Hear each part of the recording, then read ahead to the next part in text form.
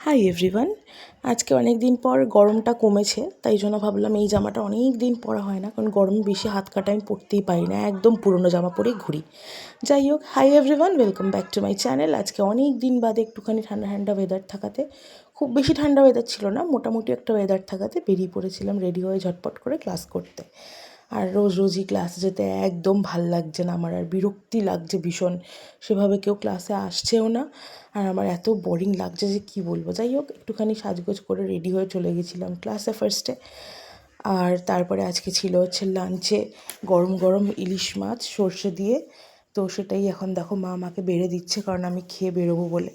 যাই হোক, খাওয়া দাওয়াগুলো কমপ্লিট করলাম। ইলিশ মাছের ঝোলটা বেশ ভালো হয়েছিল। আর সরি, আমার এখনও ঠান্ডাটা একটুখানি লাগাটা একটু কম আছে। আর এই দেখো ইলিশ মাছ দেখে আমার নাচ দেখো। যাই হোক, রেডি হয়ে বেরিয়ে পড়লাম। আর দেখো, গরমের ছুটি কিন্তু শেষ হয়ে গেছে, তাই সব স্কুলও খুলে গেছে। এটা হচ্ছে আমাদের বাড়ির পাশে 3 নম্বর স্কুল নামে একটা ছোট্ট স্কুল আছে, প্রাইমারি স্কুল, সেখানে দেখলাম। আর দেখো, বিকেলবেলা হঠাৎই আমাদের কেন জানি না খুব টান হচ্ছিলো করবী আন্টির বাড়ি যাওয়ার জন্য। আর হঠাৎই আজকে মনে হলো একটু গপুকে নিয়ে যাই। প্রথমে তো বুঝছিলাম না, তবে ও যেই কাজই করে না কেন সেটার জন্য নির্দিষ্ট কোনো কারণ থাকে।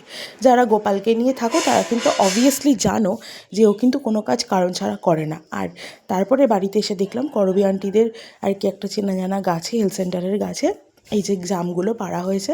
আর তার সেই জাম খেতেই কিন্তু এই দুষ্টুটা কিন্তু আমাদেরকে টানতে টানতে করবী আন্টির বাড়ি অবধি নিয়ে এসছে। আর করবী আন্টির বাড়িতে করবী আন্টির ছেলে আর কি আমাদের ঘণ্টা ভাই, তো ও আর কি এই গোপালকে দেখে তো জাস্ট অবাক, বলছে গপু এসছে আমাদের বাড়িতে, আমাকে আগে ডাকোনি কেন? আমি তো ওপরে বসে ফোন দেখছিলাম, তাড়াতাড়ি আসতে পারতাম। আর করবী আন্টিদের বাড়ি গেছি মানে চা মুড়ি মাখা তো থাকবেই। আর কালকে এই মুড়ি মাখাটা কিন্তু ছিল দারুণ, শুকনো লঙ্কা ভেজে।